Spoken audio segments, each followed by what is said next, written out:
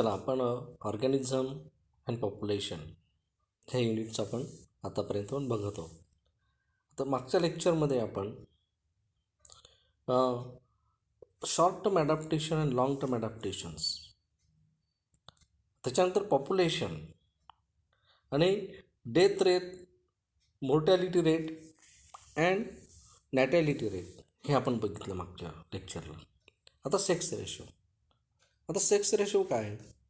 The sex ratio of the population affect and is reciprocally affected by birth, death, immigration and immigration rates.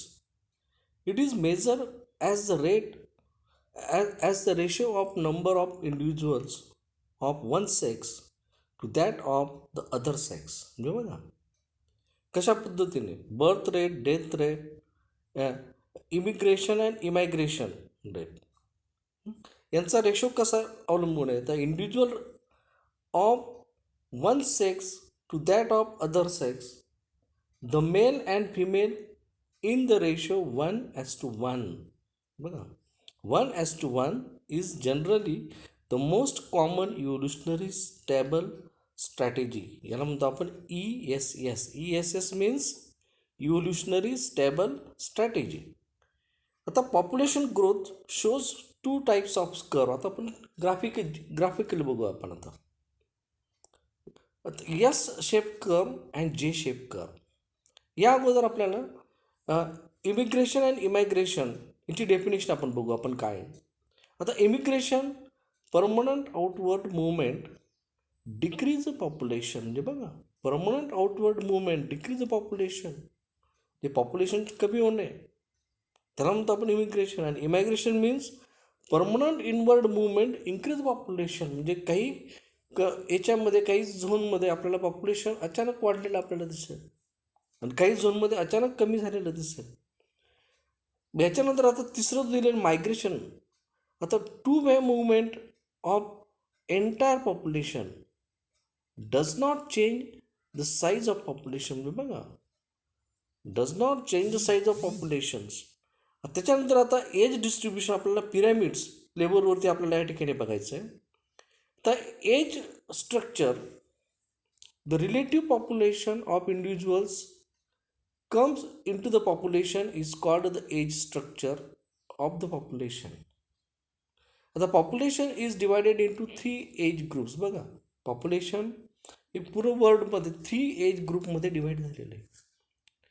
First pre reproductive age group, young age 0 to 14 year. म्हणजे बघा जन्म झालेल्या मुलापासून तर 14 वर्षापर्यंत pre reproductive age ग्रुपमध्ये आपण consider करतो. दुसरा एज ग्रुप बघा आता reproductive age group means adult 15 to 59 years and post reproductive means old age 50 year and above. म्हणजे बघा 50 आणि त्याच्यापेक्षा वरती पोस्ट रिप्रोडक्टिव्ह. आता एज डिस्ट्रीब्युशन पिरॅमिड आपल्याला काही याच्यावरती एक बघायला मिळेल आता या ठिकाणी की कशा पद्धतीने डिस्ट्रीब्युशनचं एक दिलेलं आहे. पहिल्या याच्यामध्ये बघा आता डाव्या साईडने पहिला आता रॅपिड ग्रोथ. काही कंट्री अशा आहेत की ज्यांच्यामध्ये जो पॉप्युलेशन रेट आहे तो खूप फास्ट आहे. For example Kenya, Nigeria. Age 0 to 14 हा खूप रॅपिड आहे. त्याच्यानंतर सेकंड याच्यामध्ये बघा slow growth rate, United state and Australia. इथला रेट खूपच स्लो आहे. त्याच्यानंतर zero growth Denmark and Italy. इथला 0 आहे मेल अँड फिमेल रेशो. बघा त्याच्यानंतर निगेटिव्हमध्ये म्हणजे एकदम कमी जर्मनी आणि हंगरी. जर्मनी आणि हंगरी यांचा निगेटिव्ह ग्रोथ रेटमध्ये जातो आहे. म्हणजे या ठिकाणी पोस्ट रिप्रोडक्टिव्ह एज यांची संख्या खूप वाढते आणि रिप्रोडक्टिव्ह एज जे असेल हे खूपच कमी होतं आहे. आता याच्यावरून आता population growth, the main factor determine the growth of a population is natality. म्हणजे बघा birth rate, mortality, death rate, immigration, number of individuals moving in and emigration, number of individuals moving out. आता immigration म्हणजे काय? बाहेरचं त्या ठिकाणी स्थलांतरित होणे. आणि इमिग्रेशन म्हणजे काय की येथून बाहेर जाणे. मग खाली चार्ट काही फॉर्म्युला दिलेला आहे. आता बघा फॉर्म्युला एन T+1 त्या ठिकाणी equal to N T plus, आता ब्रॅकेटमध्ये B plus I minus D plus E. आता इथं दिलेलं आहे एन म्हणजे population density at a time T, म्हणजे बघा टायमामध्ये.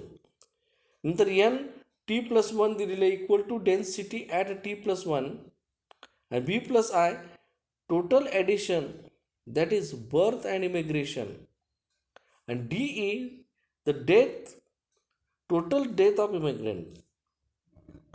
तर यानंतर मग आता ग्रोथ मॉडेल, आता चार्टवरती बघा. आता हा चार्ट आपल्याला काय दाखवतं, growth of population following a specific pattern.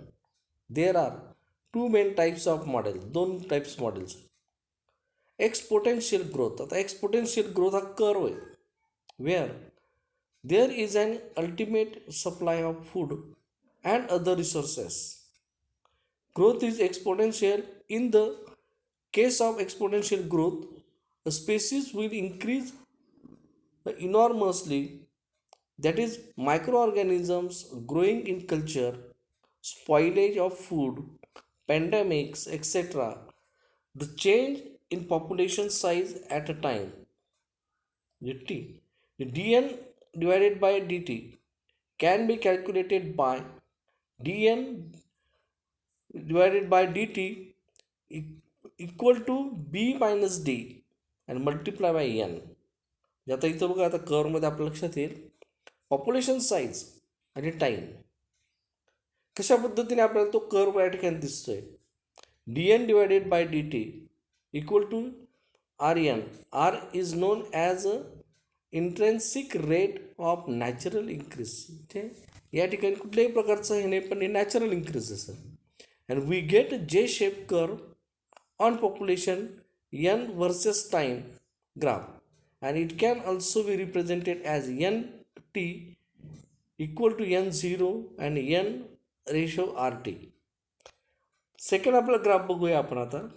Logistic growth in nature the number of species can grow exponentially without check and exponential growth it lead to survival of the fittest.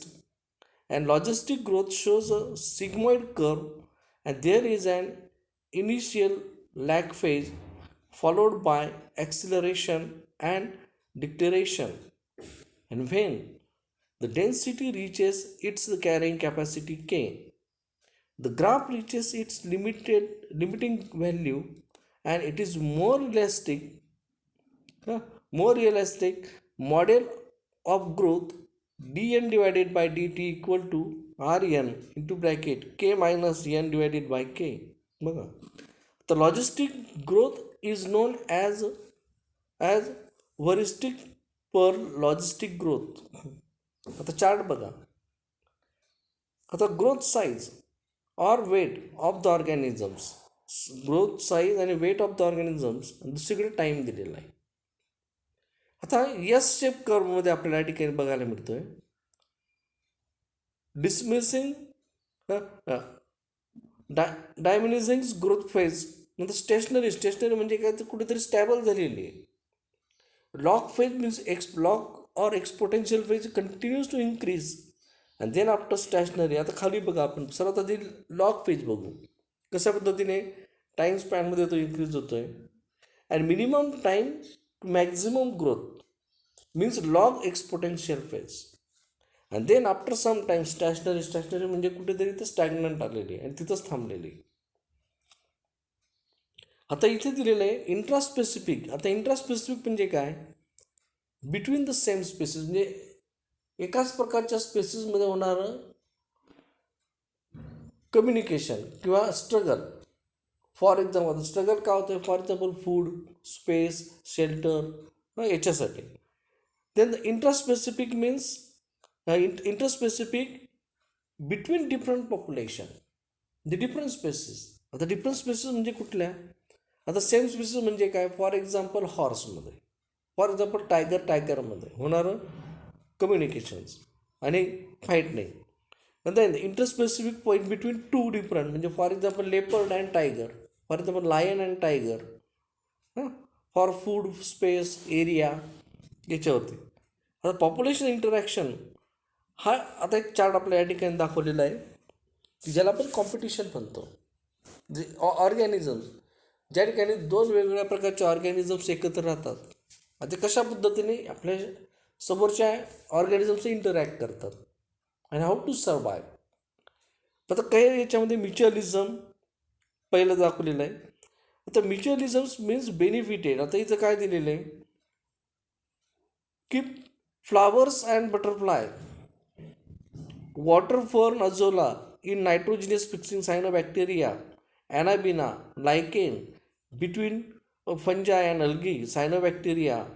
त्याच्यानंतर competition दाखवलेलं आहे, आणि two species competing for the same resources. आणि तिसरं parasitism दाखवलेलं आहे. पॅरासिटिझममध्ये disease pathogen inside animals and plants, cuscuta is a parasite or herb plant parasitism for breeding in birds etcetera. आता इथे पहिलं जो दिलेला आहे म्युच्युअलिझम म्हणजे काय? The association of two organisms having both are mutual, दोघं एकमेकांवरती both are dependent to each other, दोघं एकमेकांवरती डिपेंडंट आहे आणि दोघं एकमेकांना मदत करतात. तर फॉर एक्झाम्पल आपण इथं बघूया, बटरफ्लाय घ्या. The butterfly to suck the mucus or sugary sticky substances from the flower. That time, the proboscis of the butterfly to attach this pollen grain to, from this flower and come to the next flower to transfer the pollen grain with the help of the butterfly for pollination. त्याला म्हणतो आपण insect pollination. पण इथे दोघंही एकमेकांना अवलंबून आहे. Flower बटरफ्लायला juicy material देतं आहे आणि बटरफ्लाय काय करतं आहे, त्याचा पोलन ग्रेन ट्रान्सफर करण्यासाठी मदत करते. त्याच्यानंतर नायट्रोजन फिक्सिंग बॅक्टेरिया आहे azolla, that is a fern plant. तेच आपल्या स्वतःमध्ये काय करतं, त्याच्या सेल्समध्ये सायनोबॅक्टेरिया म्हणजे ॲनाबिना डेव्हलप करतं आहे. ॲनाबिना काय करतं आहे, to fix the atmospheric nitrogen and provide it to the plant, and plant to provide it to the protection food material and minerals to the anabaena. म्हणजे हे दोघं अवलंबून आहे. तसं आता कॉम्पिटिशनमध्ये बघा, any two species competing for the same resources. आता एखाद्या एरियामध्ये फूड म्हणजे फॉर एक्झाम्पल फक्त आता सेकंडरी कन्झ्युमर आपण डिअर घ्या, हरणांचा कडक घ्या, आणि consumer tertiary consumer for example lion and tiger, leopard and tiger, हे त्याच्यावरती डिपेंड आहे. मग त्यांच्यामध्ये होणारं कॉम्पिटिशन, एकाच प्रकारचं फूड अवेलेबल आहे आणि ते फूड घेण्यासाठी दोघं त्या ठिकाणी येत आहेत. मग दोघांमध्ये कॉम्पिटिशन आहे, दोघं एकमेकांचा ग्रुप संपवण्यासाठी कारणीभूत होत आहेत. तसंच पॅरासिटिझम. तर पॅरासिटिझम कस्क्युटा विथ द होर्स आपण 10वीला बघितलेलं आहे. कस्क्युटा इज 100% पॅरासाईट, कारण ते स्वतःचं अन्न स्वतः तयार करू शकत नाही. For food they are depend on other plant. आता प्रिडेशनमध्ये बघा, benefit harmed prey and predator relationship is there. त्याच्यानंतर कमेन्सॅलिझम. आता कमेन्सॅलिझम हिचा आता थोडासा वेगळा प्रकार आहे. फॉर एक्झाम्पल इपिफायटिक प्लांट म्हणजे ऑर्किड वगैरेचं प्लांट बघा, तुम्ही जर हाय अल्टिट्यूडला गेलात तर झाडांवरती, मोठ्या झाडांवरती आपल्याला काही लहान झाडं आपल्याला आलेली दिसतात आणि खूप सुंदर प्रकारचे असे फुलं असतात त्याला, ती ऑर्किड. आता orchid branch on the big plant. तसंच व्हेल, इरेक्ट and cattles, sea anemone and clownfish. आता एक एक्झाम्पल दिलेले. आता पहिलं जे दिलेलं ऑर्किड काय मोठ्या झाडावरती त्या ठिकाणी आपल्याला आलेलं दिसतंय, पण तिथून काय करतं, ते त्या झाडाचा फक्त सपोर्ट घेत आहे. to take the support. And in orchid, the fleshy root is there. Special type of tissue is there, velamen tissue. And velamen tissue is responsible for to absorb this atmospheric moisture and it prepare own food material. म्हणजे बघा फक्त support घेत आहे आणि त्या झाडाला त्या कुठल्याही प्रकारचं हार्म करत नाही, कुठल्याही प्रकारचं इजा पोचत नाही. याला म्हणतो आपण commensalism. And big plant to provide only the protection and support to the small plant. तसंच crown fish and sea anemone हा एक बेस्ट एक्झाम्पल आहे. त्याच्यानंतर ॲमेन्सॅलिझममध्ये penicillium and black walnut tree, fig and wraps, strangler fig in an epiphyte, but in its it kill the host plant by crushing its secondary phloem. आता इथं ॲमेन्सॅलिझममध्ये फ्लोएमच जर कधी cut केला त्या ठिकाणी तर काय होईल? To stop the growth, to stop the food transporting system.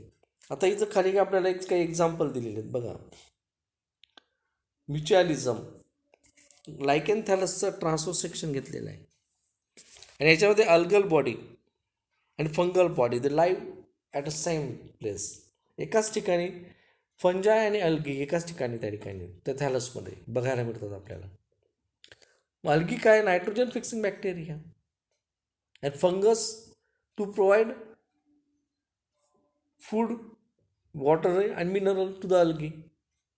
And Anabina, nitrogen fixation, cyanobacteria is there. Another diagram, another picture, hummingbird. Here, the transport the pollen grain from one flower to another flower with the help of the bird. Here, dispersing their seeds, an animal obviously have to be reared in the form of pollen and nectar for pollinator and juicy and nutritious food for seed disperse. म्हणजे बघा कशा पद्धतीने त्या ठिकाणी. त्याच्यानंतर कॉम्पिटिशनमध्ये बघा आता एका पिक्चरमध्ये आपल्याला बघायला मिळेल. The competition is the type of interactions where both species are at losses and totally unrelated species may compete for the same resources. Example, in shallow creek on the west coast of Mumbai, visiting flamingo and resident fish competitions for their common food and the zooplankton. And secondary resources need not the limiting competition. आता इथं बघा lion and leopard. तर लायनने काय केलं आहे? लेपर्डला पूर्ण संपवलेलं आहे, मारलेलं आहे. म्हणजे तो आपल्या एका कॉम्पिटिटरला संपवतो आहे.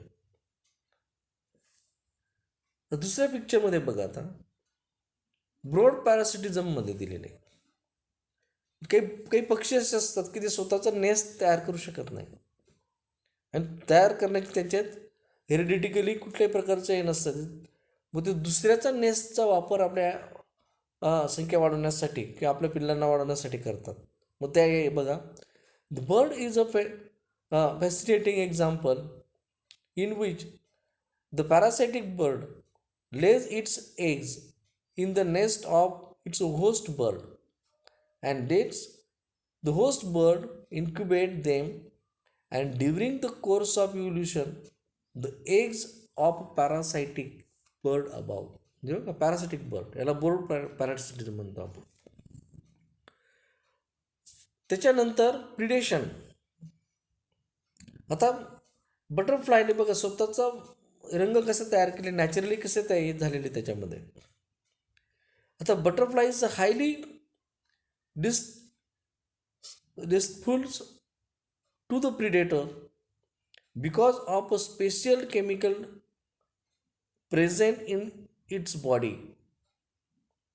And interestingly, the butterfly acquire this chemical during its caterpillar stage by feeding on poisonous weeds.